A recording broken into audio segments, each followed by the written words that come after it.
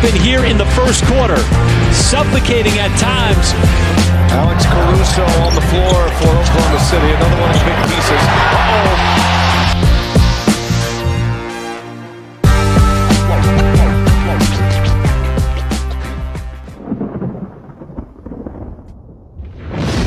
Welcome everybody to the game recap of the wonderful OKC versus Kings game that we just witnessed. Final score was 144 to 110. Aaron Wiggins, man, with Jax down there rocking, he's repping the jersey. Yep. So let's just get right into the recap. I mean, I just want to start off with one saying here. Where were you when Aaron Wiggins dropped 41 points and saved basketball? It's a great question, honestly. I'll always remember this night. Yeah. I was on my couch watching on my laptop, but Yeah. But hey, man, you were watching. That's what matters. You witnessed greatness. hell yeah. We need a big like LeBron Nike type advertisement billboard up on of witness greatness. Just a Wiggins. I mean, really the best way to talk about this game is just near perfection. I mean, everything is just executed the way you want it to be. Offensively, just beautiful. Hitting shots we should be hitting the open shots. Everybody contributing. Rebounding is off the charts. Defense was just aggressive, so aggressive, and forcing loose. I mean, just playing Thunder basketball. Yeah, freaking awesome game. Great bounce back. Made me feel a lot better. Obviously, Wiggs with 41. Got to point out the 14 rebounds, like unbelievable. Shea did his thing. Luke came out with 6 threes. Hartenstein 16, 14, and 6. Yeah. The offense was just awesome. Kenrich Williams off the bench, 18 points, 11 rebounds. Jalen Williams off the bench, 6 points, 13 rebounds, 8 assists. I mean, offensively, best night in a long time, especially without Dub and Caruso. And Kaysen got injured quite early, which I think might have had an effect on our offense, as you guys know how I think about that. But yeah, I also just want to talk about defense real quick. I was really happy with the defense, honestly, because in these high-scoring games, it was a very high-paced game. It's very easy to lose, sight of who you are defensively. And the Kings started fast. We kind of locked it in. I mentioned when we were talking during the game, I think I saw De'Aaron Fox for the first time in like the beginning of the second quarter. Like, I didn't even realize he was playing for quite a bit.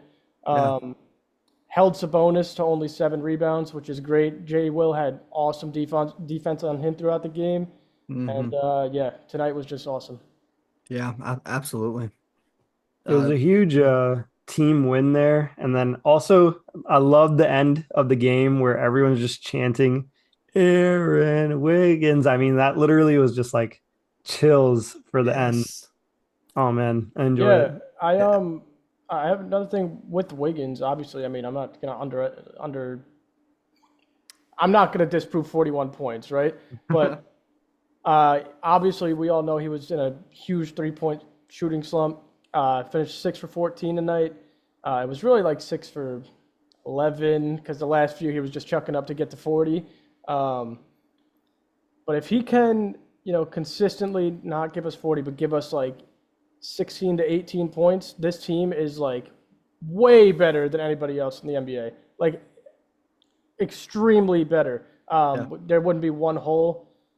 Even Isaiah Joe went 2 for 8 tonight, but you wouldn't really be able to tell because Wiggins just went absolutely nuts. So yeah, if either one of those guys are going to give us consistent production, this is a championship team. Yeah, absolutely. It's actually one of our other podcast members who said it, but it was Joey who said that games where Lou Dort comes out and hits his threes, we win. And that has been true time after time. I mean, that dude is just, when he's locked in and he's hitting those threes, that is one of the best just two-way role players you can have. I mean, the defense, as we know, is just totally changes the entire game. But when he steps out and just cashes 6 threes like that, I mean, come on, man. What a valuable asset that was an undrafted player. I mean, think about the amount of depth on this team. We got the undrafted. We got Wiggins, the late second round pick. We have so many guys that Presti has just scraped out of nowhere and pulled them up. And I mean, you almost get like you kind of talked about Savir with like getting goosebumps and getting like almost emotional about it all. That's like this team that's been built is just so like it feels like something that was actually built the way an NBA team is supposed to be built. Right. We didn't buy into this big trade market. We didn't trade for all of our superstars. I mean, granted, we got Shea, but other than that, we've gotten picks and we've built from there. I mean, this is a team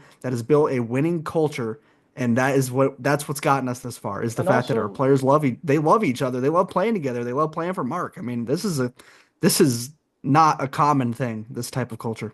and also with the Shea trade, I mean, we traded away PG, so it wasn't like, and Shea at the time wasn't really anything. I think he averaged No. what do you average rookie year? Like 14. 8 points or I something think he's like averaging that. like 12 or 14 or something. Yeah, so I mean, He looked like a solid why rookie, but that's why this team fits so well in Oklahoma City. mm-hmm. Because all of these guys were the second rounders or the undrafted, and in such a small market.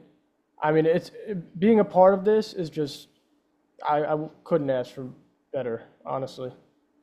I mean, I'm being a absolutely. part of this because I am damn well a part of this. Oh, every fan listening or not listening to this episode, if you are a fan of the Oklahoma City Thunder, you are a part of this. This is a team to fan culture, and the players have made sure of that this season with all the post game interviews and all the posting and all the social media. It's so much more than just a bunch of rich athletes playing. And I mean, it feels like the fans are genuinely connected to this team in a way that's like it's more than just a fandom. Like this should mean something to me, man. Like Hell this. yeah, hell yeah.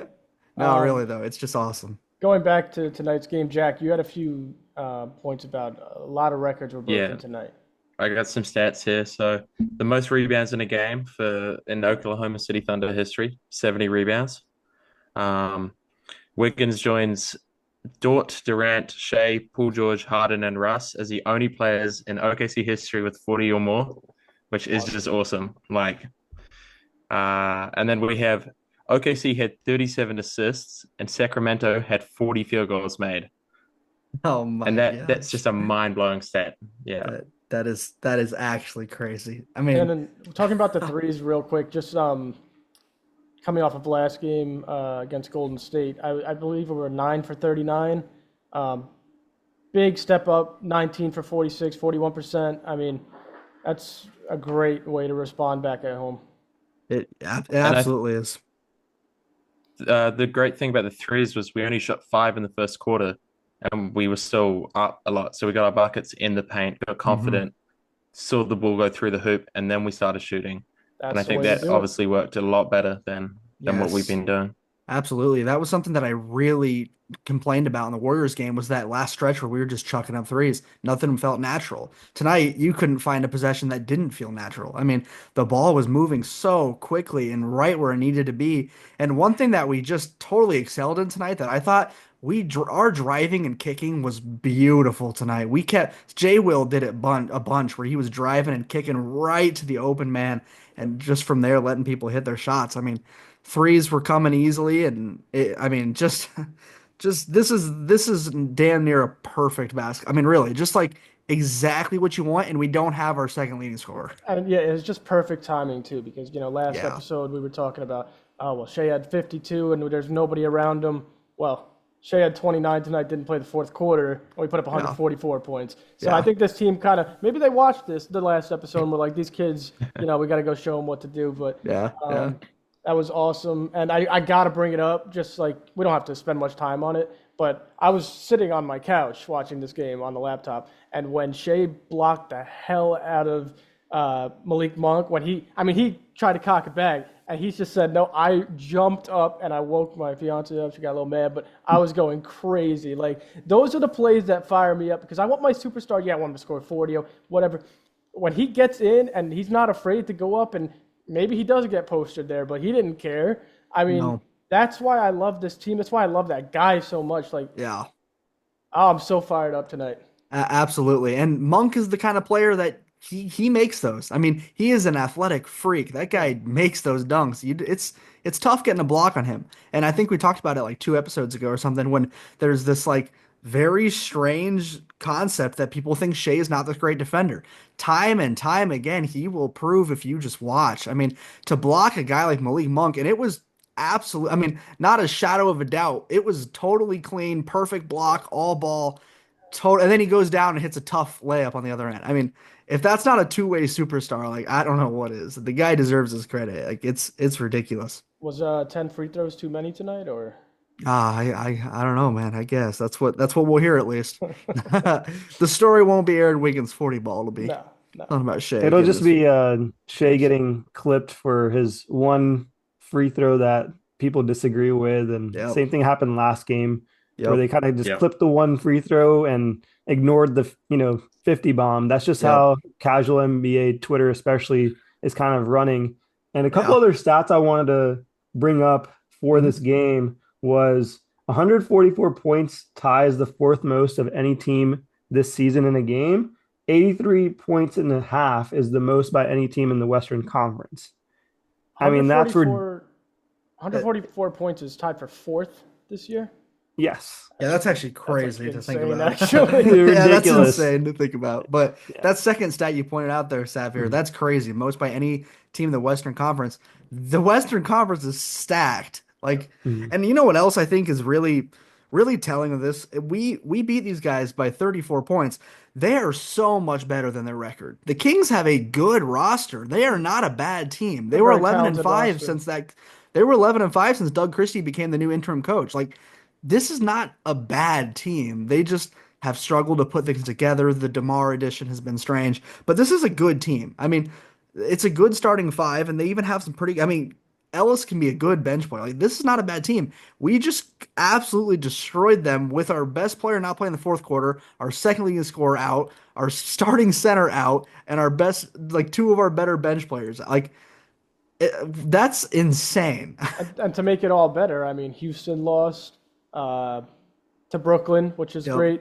What else happened tonight? Minnesota lost. Minnesota lost to Washington. Yep. The Wizards broke their streak. It's a really nice night. It is. It's a good night to be a Thunder fan. Heck yeah, man. Yeah, it's just it's crazy. And you kind of mentioned this earlier, Joe, talking about Sabonis being held to 7 boards, also held to just 16 points. The guy's averaging like 20 and 14 on the season, like half his rebounds, and kept him under his. I mean, that's tough. That's tough. And Jay Will did his job. Jay Will, you pointed out Jay Will. He played really physical. I mean, he was, because that's how Sabonis is a physical player, and Jay Will held his ground for the most part. He really did. Yeah, I mean, besides them, like, sitting most of the fourth quarter, I mean, Sabonis is a guy that normally gives us problems. We always have those types of guys. Sabonis, Keegan Murray normally kind of gives us problems. And we know how great De'Aaron Fox is. But, I mean, it just didn't seem to matter tonight. Once it's like one of those games, when we played Cleveland at home, it's like it doesn't matter who's again, who we're going against. Once OKC hits that stride, they're on. Yes. No one's competing. No. It was, I mean, obvious statement, but that second quarter, 46-24 second quarter, that's just crazy. I mean, that's when everything got out of control, and it just never went back from there. I mean, that was the real just dominant lead that we had, because that first quarter was close. That's another thing. I mean, how much we were up by halftime? We were up 20-something. And it's these types of teams that can easily sneak back into the game because they're a talented team, right? So I was really happy just watching the team never let off the gas, and not once. Not once. And even if they did, there was a nice timeout by Mark, reset, big shot by whoever it was tonight, and yes. Absolutely. Again, just awesome night, man. We were great out of timeouts tonight. There were several times where we would call a timeout and come out with a great play drawn up. There was a couple corner threes that we got out of it. I mean, just good coaching night for Mark. Very good coaching. Yeah, with Mark, I mean, we've also been on his rotations and who he starts, and we were saying we want to see Joe, but I think tonight he made the right decision. Obviously, he made the right decision with Wiggins because he had 41, but just to match up with they have great guards, so Wiggins had to slide in. I don't trust Joe as much on defense as I do Wiggins, I guess. and he helped out with DeRozan. He helped out with Fox. He helped out with the other one, Murray. So great coaching by Mark tonight. Finally, we haven't seen it in a while. Like, not that he's been absolutely terrible, but he hasn't been great. So everything they were doing wrong just got erased from my memory tonight. Yeah.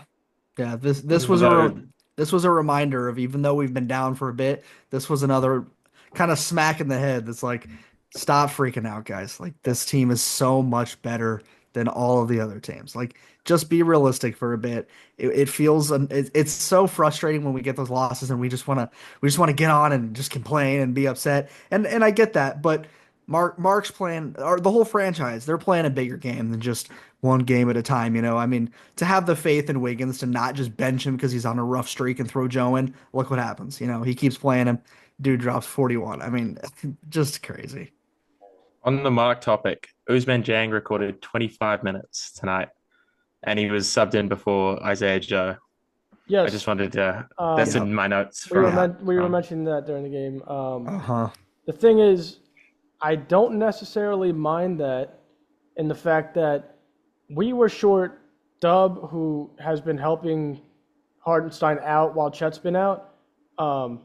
So without Dub, it's really J. Will, Hartenstein, then who else with Sabonis? We know how good Sabonis could, he could take over a game. So him just sliding him in just to have an extra body. I mean, he is 6'10". I know he's not great on defense or whatever, but I think having him in the game was a reasonable thing to do. I mean, he didn't do much, but I mean, it didn't hurt.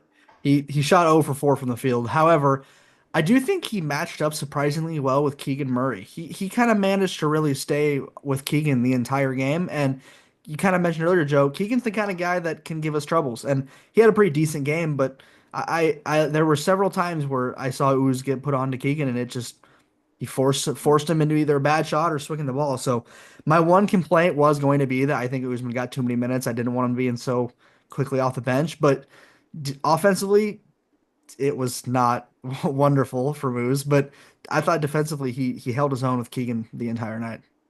Yeah, I gotta give a huge shout out to a guy that was really efficient tonight, Kenrich Williams. If you look at it, 22 minutes, 18 points, 11 rebounds. He just seemed like he had a spring in his step. The whole team did. I mean, by the fourth quarter, we had Dukas shooting the lights out, but I mean, I had to do a quick shout out for sure. Kenrich here, Kenny Hustle.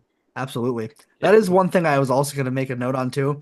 In an earlier episode, I had said something about not wanting Kenny playing in fourth quarter specifically. I think some people thought potentially that I don't like Kenny. It's not that I think he's bad. Don't get me wrong. Like, tonight, earned everything. So I easily wanted to, I'm glad you brought that up, Cyber, because I wanted to give him credit for that as well. I mean, 18 and 11, that's crazy. Like, that's just, like you said, efficient. That is such a good word for that. So, and he was getting to his spots too. I mean, he had some tough inside buckets tonight. Like, he was tough isolation plays. Yes, too. Isolation too. And that's, I mean, earned every single point he got. But he's tonight. always, Gabe, you're right though. He's always been a guy to have those moments, and then when he's off, he's not really playable. So I mean, your point isn't wrong. He just so happened to have a great night tonight, and I hope it continues. Yes, and whenever he does have great nights, it's always worth giving him the light. Like we know who Kenrich Williams is. He's not going to get much better, right? Yeah, so take the wins while you can, and and hide him on the bench when he's not doing too well. I think that's pretty much what the game plan for our team is. Like, this is kind of a coin flip of a game from the previous one where, we saw everything went really poorly on the 3-point line for most of the bench versus this game, everything went in. But generally, most of our games were pretty consistent. There's only like one or two guys stepping up from the bench unit. And Mark usually is a really good gauge at like who needs to be in the game and who's kind of, having a rough spot. So I usually trust Mark with lineup adjustments mid-game. He's probably one of the best coaches at doing that. I think it's just one of the best coaches overall. I mean, yeah, I do think we've kind of been on his case for the last couple of games because I do think it's been less consistent than what we've expected. Same went with that Maverick series, but I agree for the most part. I do think Mark handles things well. He can either, I think he either rides the flow real nice. I do think there are times where he kind of forces a lineup into continuing to play when it doesn't need to happen. But I understand what you're saying, Xavier, and I'm not disagreeing with you at all. Yeah, I think I wanted to comment on the forced lineup thing. I don't think I was here for that episode when you guys mentioned it, but that's just part of the long-term commentary that him and Sam Presti have had, is just experimenting with the lineups now in the regular season versus before we get to the playoffs. Like, we don't want to be in a position where we haven't tried that lineup out. And so that's where we do get a lot of forced lineups. And I think he's admitted it multiple times, and I don't think that's something that's going to stop. Like, he's probably going to do this as long as he's a coach with us or anywhere else. Yeah, right. That's just part of his ideology. That's a great point, but it definitely frustrates the hell out of me because not only is it frustrating, games that you don't need to do that, man. Like, well, I agree, and I definitely agree with the point you made about how we'd rather figure out now than later. Like, I agree. We don't want to have this hidden lineup that's like this absolute gem that we just never tested out. However, the thing that bothers me is when it comes to games that easily could have been won because of our lineups. That's when it bothers me. But when it's a closer game, or if we're getting blown out or something like that, I experiment all day long, or if it's a team that we don't need to, like maybe a Wizards team, like. So I just think it depends on the lineup, depends on the matchup, especially to see how he's going to coach. But I do agree. I'd rather figure it out now in the regular season. He's always been an experimental, especially Presti. This is who Sam Presti is.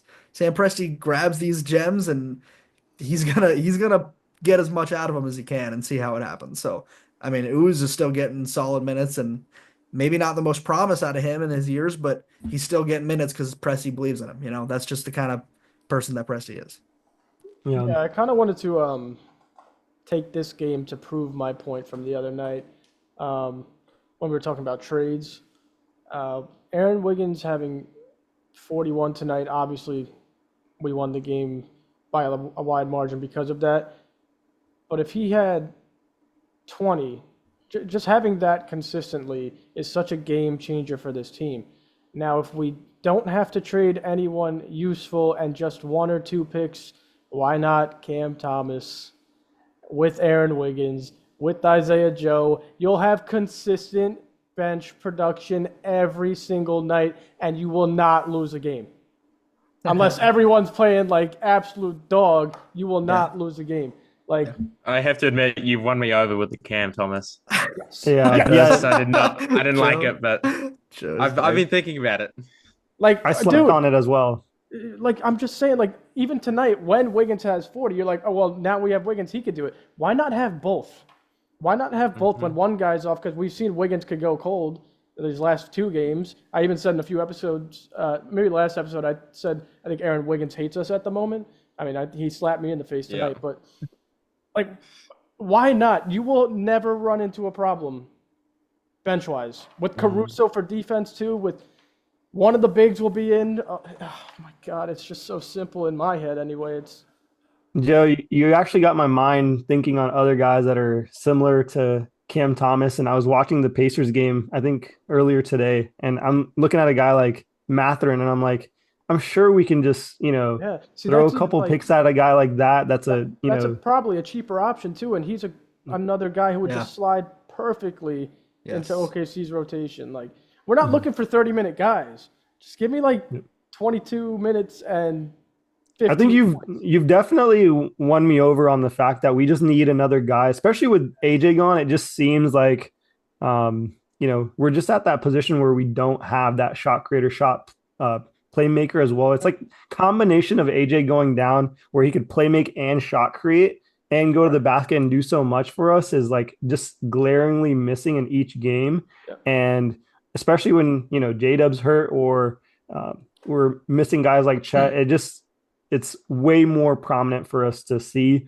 So I can see that, like, midterm, it'll carry us through the regular season, maybe add a couple extra wins. And, why not have another extra guy in case everyone's just having a bad game? So exactly. I understand it. Not even the bad games. We've seen guys go down every single night. Caruso's injured. Kaysen's injured now. Dub's out. Chet's been out. I mean, why not just have that extra insurance? And it's not. I don't even want to call it insurance because they're good players. Like, they're startable players on regular teams. Obviously, we're not a regular average team, but it just makes way too much sense. Just to play a little bit of devil's advocate in the situation, I will say that's my one concern.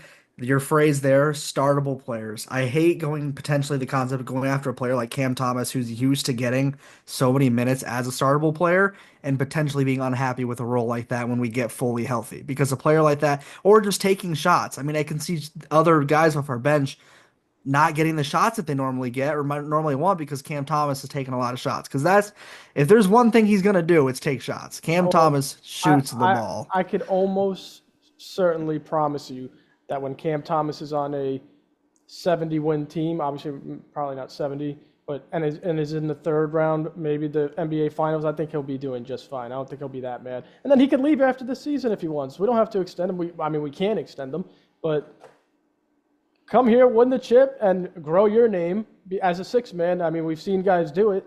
I think Cam Thomas is a perfect six man in a lot of places, and then get out of here and go get a bag, and you already have a ring, and there's your career. Yeah.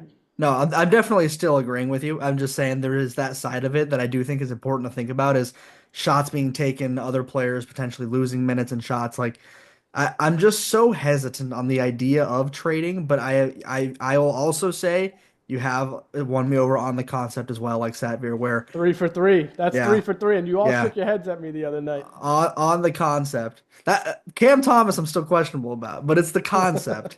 I like the Mathurin pick, Satvir. I like that one a lot. I think Mathurin's a good pull there. I just want more scoring. I mean, it sounds biased because I'm the one who said it. I still like the Beasley concept a lot. I really like Malik Beasley. I love the consistent shooting. I think he's all around just a good scorer. I actually just want to ask Satvir a question. The year we blew the 3-1 lead in the Western Conference Finals. Oh, we just lost Jack. Yeah, so Satvir, I just want to bring up like a name like Dion Waiters, right? He's like kind of like a Cam Thomas type player. We went and got him. We went all the way to the conference finals, 3-1 lead. We were one game away. Obviously, we don't want to talk about that too much, but I mean, he made our team so much better when OKC got Dion Waiters. So just like bringing in just another option, if it's Thomas, if it's Beasley, if it's any of these guys who go get a few buckets for us, I mean, we've seen the difference and how much better we could get. So, and I think that team was probably the best OKC team ever, probably, besides the championship or the team that made it to the finals. So, yeah, that's all I really got to say on that. I'll add another name into the mix that we've had similar to like a Dion Waiters or a Cam Thomas type. If you guys recall that playoff series in 2020 with Dennis Schroeder coming off the bench, exactly. I mean, absolute flamethrower. Like that's where you won me over, like with that comment that you made of every championship team that we know has had a 6-man guard type guy that comes off the bench. Other guys that come to my mind is when the Miami Heat were playing back in, I believe, like 2013, 2014 with LeBron, they had Norris Cole coming off the bench. I mean, there's just so many more examples of the same. Even on that team in 2012 when we were in the finals, Miller and Battier killed us. They're not the same type of guys I'm talking about, like absolute bucket getters. But, I mean, Mike Miller went nuts against OKC. We couldn't do anything about it. So just and we were playing LeBron, but it felt like we were just getting killed by Mike Miller for like just having another guy to take the ball away. It changes the whole team, and we'd win it all. Yeah, you were talking about other teams. Boston's got Peyton Pritchard. I mean, they have those kinds of guards that come off the bench and just do their job really well. Yeah. And I like I said, I agree.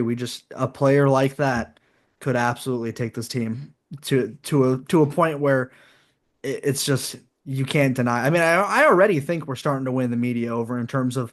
I mean, not mocks.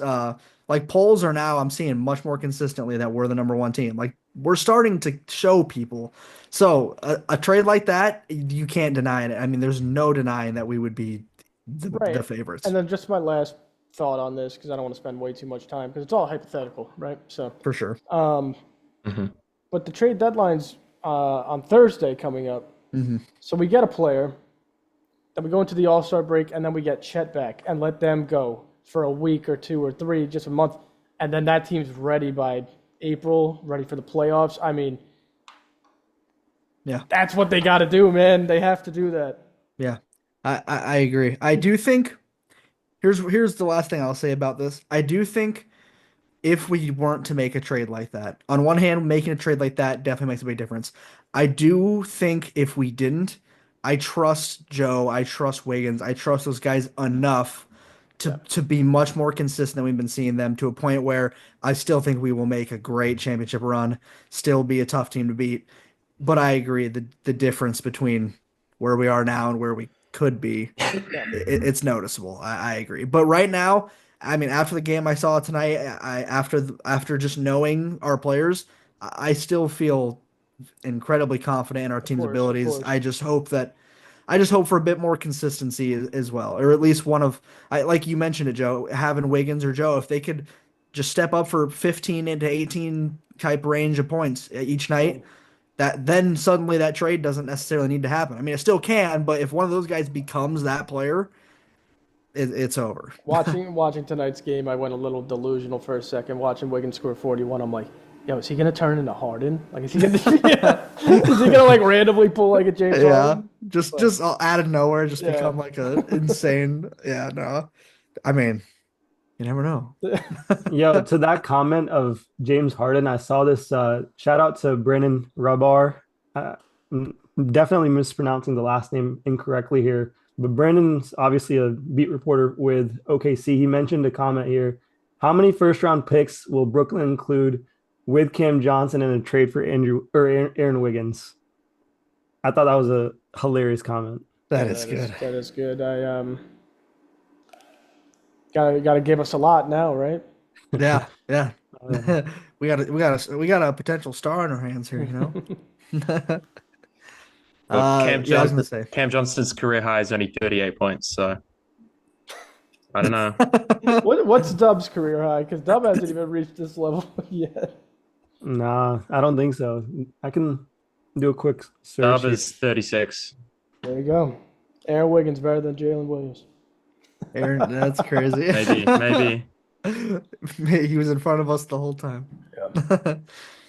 I mean, all right, we can probably go ahead and end off there. It's just a simple game recap. Yep. Yeah, let us know in the comments of either the episode or just the social media post if you guys agree, how you guys are feeling after that win right there. But yeah, as always, we appreciate you guys listening. Make sure you tune into the next one and check out any socials. So thank you guys, and we'll catch you next time. And Aaron Wiggins, baby, yeah! Yeah. Shout out Alex Dukas.